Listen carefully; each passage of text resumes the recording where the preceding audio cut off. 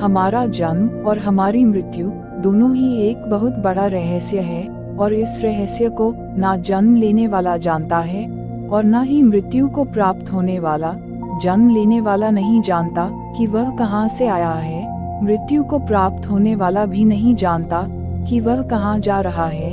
लेकिन क्योंकि हम मरना नहीं चाहते, इसलिए आत्मा और पुनर्जन्म में विश्वास करते हैं। अगली जन्म या पुनर्जन्म के बारे में तो बुद्ध ने भी कहा है, लेकिन आत्मा के बारे में बुद्ध कुछ नहीं कहते, क्योंकि आत्मा के साथ हमारे बहुत सारे विश्वास जुड़े हुए हैं। हमारे लिए आत्मा का मतलब है हमारा हूबहू एक दूसरा रूप, जो हम ही हैं, लेकिन बिना शरीर के। इसमें फायदा यह है कि हम मरते नहीं हैं, लेकिन इसके बावजूद हमें अभी भी नहीं पता कि जन्म से पहले हम क्या थे और मरने के बाद हम क्या हो जाएंगे। इसके बाद भी हमें ऐसा लगता है कि आत्मा अमर है, वह कभी नहीं मरती और हम कभी नहीं मरेंगे। लेकिन आप हर बार मर जाते हैं, हर बार मृत्यु को प्राप्त होते हैं, लेकिन वह जो मृत्यु को प्राप्त होने वाला है वह कभी दोबारा जीवित नहीं होता। एक बार मृत्यु को प्राप्त होने के बाद आप नया शरीर धारण करके वापस नहीं आएंगे। क्या आपके आसपास जितने भी लोग मरे हैं, क्या वह कैसे भी किसी भी रूप में आपसे वापस मिलने आए हैं? कोई कहता है कि अगर हमारा पुनर्जन्म नहीं होता, आत्मा जैसी कोई चीज नहीं होती, फिर जीवन को खुलकर जीना चाहिए, सारे बुरे कार्य करने चाहिए जिन्हें यह समाज हमें करने से रोकता है। तब डर कैसा, जब हमें वापस आना ही नहीं है तो कुछ भी करो, क्या फर्क पड़ता है? ऐसा कहने वालों को लगता है कि जिंदगी का मजा बुरे कर्म में ही है, क्योंकि जिंदगी भर तो हम अपने आप को बुरे कर्म करने से रोकते रहते हैं या बुरे कर्म करते हैं, लेकिन उन्हें छिपा लेते हैं। वास्तव में हमें लगता है कि बुरे कर्म करने से आनंद मिलेगा, मजा आएगा, लेकिन यह एक ऐसी दलदल है, एक ऐसा नर्क है जिसमें उतरने के बाद ही पता चलता है कि हम एक ऐसे नर्क में आ गए हैं जहां से निकलने का कोई दूसरा रास्ता नहीं है। और यह जो कीमती जीवन आपको मिला है, अब यह नष्ट होने वाला है। आप चाह कर भी बुरे कार्य करके आनंद की प्राप्ति नहीं कर सकते। नर्क उत्पन्न करोगे तो नर्क ही मिलेगा। तथागत गौतम बुद्ध ने आत्मा के बारे में कुछ नहीं कहा, लेकिन हम यहाँ पर जीवन को कुछ समझने की कोशिश करते हैं। हालांकि इसको समझना इतना आसान नहीं है, क्योंकि यहाँ हम कहते कुछ है, लेकिन समझते सभी अपनी अपनी समझ से ही हैं। एक ही बात को 10 लोग अलग अलग तरीके से समझते हैं। चलिए जीवन को कुछ समझते हैं। एक नदी बह रही थी, उसका पानी बहुत साफ था। नदी के किनारे पर एक पेड़ खड़ा था। उस पेड़ का एक तना कट गया था, जिसमें से एक चिपचिपा पदार्थ पानी में गिर रहा था। वह पदार्थ जमीन के ऊपर तैर रहा था और नदी के साथ बह रहा था। अचानक आकाश से एक पानी की बूंद उस चिपचिपे पदार्थ पर गिरी और एक पानी का बुलबुला वहां पर निकल आया। वह पानी का बुलबुला बड़ा हैरान था। उसे पता नहीं था कि वह कहां से आया, लेकिन वह वहां पर मौजूद था और सब कुछ देख रहा था। अचानक से बहुत सारी पानी की बूंदें आकाश से गिरी और बहुत सारे पानी के बुलबुले वहां निकल आए। सभी पानी के बुलबुले एक दूसरे को देखकर बहुत खुश हुए और उन्होंने एक दूसरे का नाम रखना शुरू किया। उन बुलबुलों में कोई छोटा बुलबुला था, कोई बड़ा बुलबुला था, कोई शक्तिशाली था तो कोई कमजोर बुलबुला था। उन बुलबुलों का जीवन बहुत अच्छा चल रहा था। उन्होंने बहुत कुछ देखा, बहुत कुछ अनुभव लिया। वह नदी के पानी के साथ बह रहे थे। तभी अचानक एक दिन उनके साथ एक घटना घट गई। उनका एक साथी बुलबुला देखते देखते ही उनके आंखों की सामने फटकर बिखर गया। सभी बुलबुलों को यह बात समझ नहीं आई। उन्होंने सोचा कि यह क्या हुआ, हमारा साथी बुलबुला कहाँ चला गया।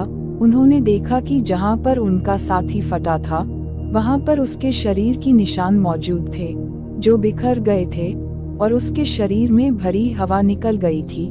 लेकिन तभी आकाश से कुछ बूंदें गिरी और वहाँ पर जहाँ उनका साथी बुलबुला फटा था, वहीं पर 4 छोटे छोटे नए बुलबुले निकल आए। तब बाकी बुलबुलों ने उन छोटी बुलबुलों से पूछा कि क्या तुम वही हो जो फट गया था? छोटी बुलबुलों ने कहा, हमें पता नहीं, हम तो हम ही हैं। कौन फटा था? हमें कुछ पता नहीं। इसके बाद बाकी बुलबुलों ने अपने शरीर पर रिसर्च की, तब उन्होंने पाया कि वह 90% पानी से बने हैं, जिसमें 5% हवा और 5% ऐसा पदार्थ है जो उनकी शरीर को बांधे रखता है। अपने शरीर के बारे में बहुत कुछ जानने के बाद भी वह यह नहीं पता कर पाए कि वह कहाँ से आते हैं और फटकार कहाँ चले जाते हैं। कुछ ज्ञानी और धार्मिक बुलबुलों ने बाकी बुलबुलों से कहा कि ब्रह्मांड में फैले एक बहुत बड़े बुलबुले से उत्पन्न हुए हैं। वही हमारा जन्मदाता और कर्ता धर्ता है। वह शक्तिशाली है। वह ना तो कभी जन्म लेता है और ना ही वह कभी फटता है। वह इतना बड़ा है कि कोई उसे देख भी नहीं सकता। हमारा ईश्वर परमेश्वर है। हमें उसकी भक्ति करनी चाहिए, अच्छे कर्म करने चाहिए, ताकि हमें मुक्ति मिल सके और हम उस परम बुलबुले में शामिल हो सके। उन्होंने कहा, जब हम फट जाते हैं तब हम में से एक हवा निकलती है और वह हवा हमारा ही रूप है, हमारी ही आत्मा है, और हम वापस फिर से एक नया बुलबुला धारण कर वापस आते हैं। हमारा पुनर्जन्म होता है। बाकी बुलबुलों को धार्मिक बुलबुले की बात अच्छी लगी और उनमें से ज्यादातर बुलबुले धार्मिक होकर परम बुलबुले की भक्ति करने लगे और कुछ बुलबुले नास्तिक रह गए। उन्होंने कहा, ईश्वर जैसा कुछ नहीं, यह सब ढोंग है। धीरे धीरे एक एक करके पुराने बुलबुले फटते और उनकी जगह दूसरे बुलबुले आ जाते हैं। कुछ बुलबुले जो अच्छे थे, अच्छे कर्म करते थे, वह अच्छी राह से जाते थे, वह साफ सुथरे थे। कुछ बुलबुले जो बुरे कर्म करते थे, बुरी राह से चलते थे, वह गंदे नजर आते थे। इन बुलबुलों को कभी पता नहीं चल सका कि वह कहाँ से आते हैं और कहाँ फटकर चले जाते हैं।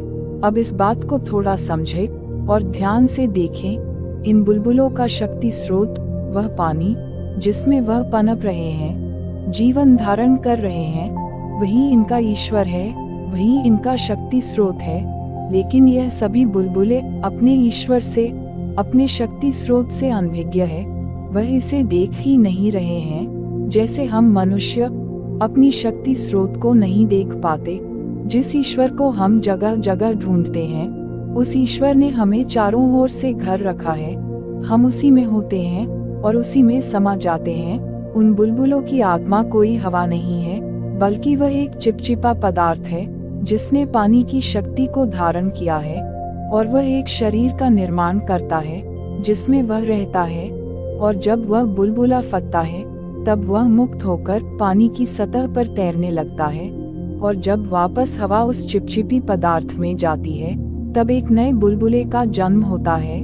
लेकिन तब भी यह नया बुलबुला पुराना बुलबुला नहीं होता, यह अलग है, जबकि इसका जीवन स्रोत वही है जो पुराने बुलबुले का था। फिर भी यह वह नहीं है, और अगर उस पुरानी बुलबुले ने फटने से पहले बुरे कर्म किए होंगे तो उसे चिपचिपे पदार्थ ने उस बुराई को अपने भीतर धारण कर लिया होगा, और अच्छे कर्म किए होंगे, चिपचिपे पदार्थ ने अच्छाई को धारण कर लिया होगा। इसी प्रकार जब हम मृत्यु को प्राप्त होते हैं तो हम में से एक ऊर्जा मुक्त होती है। यह ऊर्जा हमारे द्वारा किए गए जीवन भर के कर्मों को भावनाओं के रूप में सुरक्षित रखती है।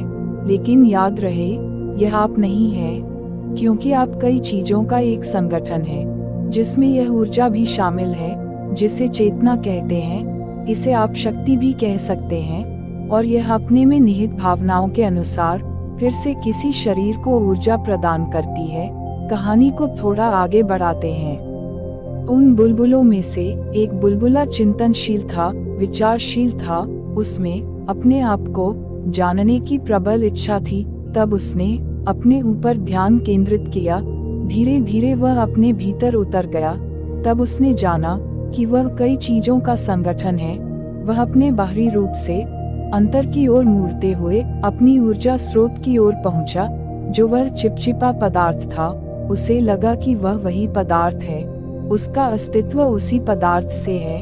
लेकिन वह रुका और उसने ध्यान दिया कि अगर मैं यही पदार्थ हूँ तो वह कौन है जो इसे खोज रहा है। जैसे ही उसके भीतर यह सवाल उठा, उसका संगठन बिखर गया। वह चिपचिपा पदार्थ निर्जीव हो गया और उसमें से पानी अलग हो गया और वह कह उठा, मैं यही हूँ, यही तो है मेरा रूप। और ऐसा कहते ही वह बुलबुला पानी हो गया, नदी में मिल गया। अब वह कहीं नहीं था, लेकिन पूरी नदी में वही था, हर जगह वही था, और अब वह वापस नहीं आ सकता था। उसके फूलने और फटने का चक्र टूट गया था। हमारे फटने, या कहे कि हमारे मरने, या कहे कि हमारी मृत्यु पर हमारे शरीर से जो शक्ति मुक्त होती है या निकलती है, वह एक ऊर्जा पुंज है। जब कोई अपने आप को पहचानता हुआ इस तक पहुंचता है, तब उसे लगता है कि मैं यही हूँ। लेकिन जब कोई यहाँ पर भी नहीं रुकता और अपने आप को पहचानता हुआ इससे भी आगे बढ़ता है, तब यह ऊर्जा पुंज टूटकर बिखर जाता है और शरीर महापरिनिर्वाण को प्राप्त हो जाता है। और जिस ऊर्जा से यह पुंज बना हुआ था, वह वापस अपनी ऊर्जा स्रोत में लौट जाती है और इस ब्रह्मांड में निहित हो जाती है। और अंत में एक बात ही मैं कहना चाहूँगा कि अपना दिया स्वयं प्रकाशित करो, मेरे या किसी के कहने में मत आना। स्वयं से जानो, चाहे थोड़ा सा जानो, पर अपना जानो। आज के लिए इतना ही। अगर आपको यह कहानी अच्छी लगी हो तो मुझे कमेंट बॉक्स में जरूर बताना यह कहानी कैसी लगी और आपके जीवन में क्या परिवर्तन लेकर आई। आपके जो कमेंट बॉक्स में कमेंट आते हैं वही मुझे आगे बढ़ने में मोटिवेशन प्रदान करते हैं, इसलिए अपना प्यार हमेशा बनाए रखें। धन्यवाद।